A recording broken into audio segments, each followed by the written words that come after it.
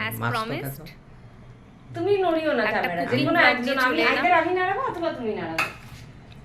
আমি এখানে original video আমি উপরে তুলছি, তুমি নিচে নামাচ্ছ, আরো বাজে হয়ে যায় video. So you will understand that আমি আর মা কি কথা বলতে থাকি একটা যখন ভিডিও র্যান্ডম ভিডিও আমরা শ্যুট করি, সেরকম কোনো প্ল্যান থাকে না।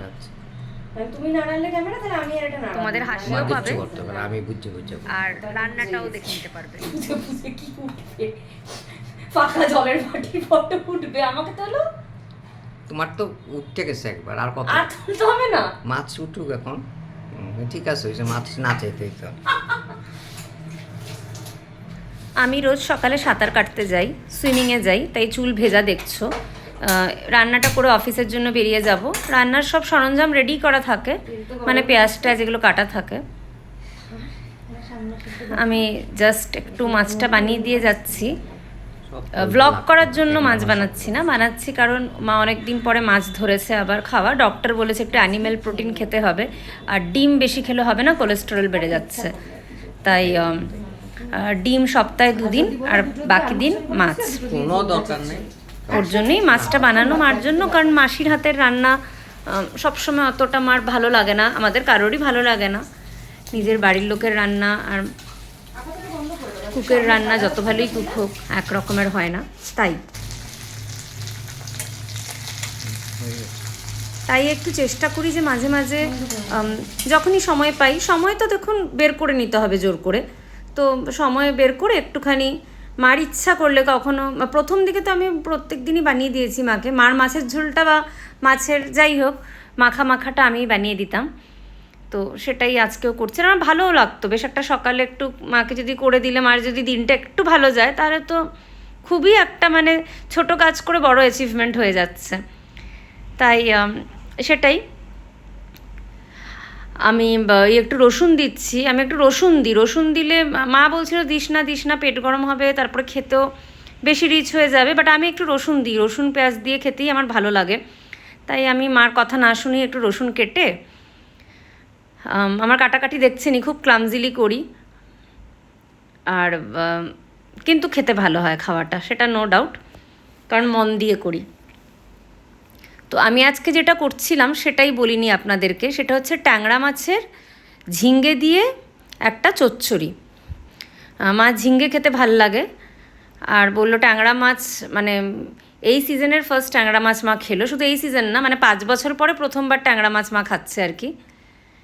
এই দেখাচ্ছি, এই যে আমি রসুন দিচ্ছি যে ওটাই। তো ট্যাংরা মাছের চচ্চড়ি, আমি কোনো বড় শেফ বা রান্নি নই, সাধারণ বাড়ির রান্নাই করতে পারি।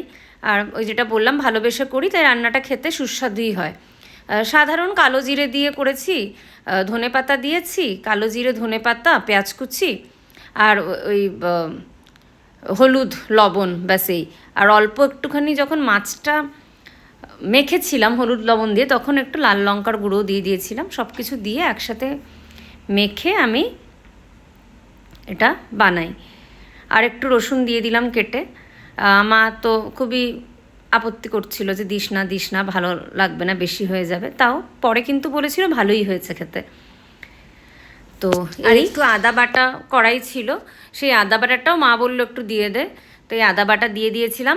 আচ্ছা, ঝিঙ্গেটা আগে একটুখানি কি বলবো মানে মজিয়ে নেওয়া হয়েছিল, আগেই একটু নরম করে রেখে দেওয়া হয়েছিল ঝিঙ্গেটা। আর তারপরে আবার যখন ফাইনাল মানে চচ্চড়িটা বা ঝোলটা করা হলো, তখন আবার ঝিঙ্গেটা একটুখানি সব মশলার সঙ্গে আমি নাড়ানাড়ি করে মাখামাখি করে নিলাম, যাতে ঝিঙ্গেটা ওই কচকচ না করে, কাঁচা কাঁচা না লাগে, যতটা নরম করা যায়। মার নরম মানে খেতে ভাল লাগে, একটু নরম ভাত, একটু নরম সবজি, একটু সেদ্ধ আর কি ভালো লাগে। তো ঝিঙ্গে সেদ্ধ করিনি, ঝিঙ্গেটা আগেই একটুখানি কড়াইতে নেড়ে নিয়েছিলাম। আর আবার যখন ফাইনাল এই যে মাছটা অ্যাড করলাম, তার আগেও একবার ঝিঙ্গেটা সব মশলার মধ্যে দিয়ে নেড়ে নিয়েছিলাম, তাতে আরেকটু মানে ডাবল নরম হয়ে গেল। তোমরা তোমাদের যে রকমের মুখের টেস্ট, যে রকমের ভাল লাগে সেভাবে করে নিও। একবার মজালেই হয়ে যায়, যদি একটুখানি হালকা হার্ড খেতে ভাল লাগে তাহলে একবারই করো। আর এবার আমি জাস্ট ফাইনাল টাচ যেটা, জল দিয়ে দিলাম একটু খাবার জলের মধ্যে। আর এটা মাখা হবে, ঝোল হবে না, তাই খুব কম করে জল দিলাম যাতে নিচে লেগে না যায়। আর এবার আরেকটা যেটা ফাইনাল টাচ ঢেকে রেখে দেবো, and I let the steam do the work, বাকিটা হয়ে যাবে।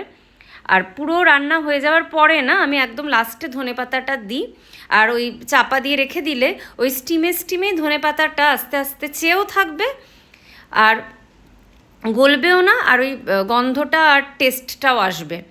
তো আমি ধনেপাতা আর কাঁচা লঙ্কাটা ওভাবেই দিই, প্রথম থেকে দিই না, তাহলে ওই কেমন গলা গলা হয়ে যায়। একদম লাস্টে মানে নামাবার হয়তো 2-3 মিনিট আগে তখন আমি এই ধনেপাতা আর কাঁচা লঙ্কাটা দিই, যাতে কাঁচা কাঁচা ভাবটাও থাকে এবং গন্ধটাও ছড়ায় আর একদম কাঁচাও না থাকে। তোমরা নিশ্চয়ই আমার থেকে অনেক ভালো জানো এবং আরও ভালো করতে পারবে। যদি কোনো ভুল ত্রুটি হয়ে থাকে আমাকে জানিও, তার জন্য আমি ক্ষমা প্রার্থী। আর subscribe to my channel and take care till the next video. Stay healthy, stay happy, stay safe. By.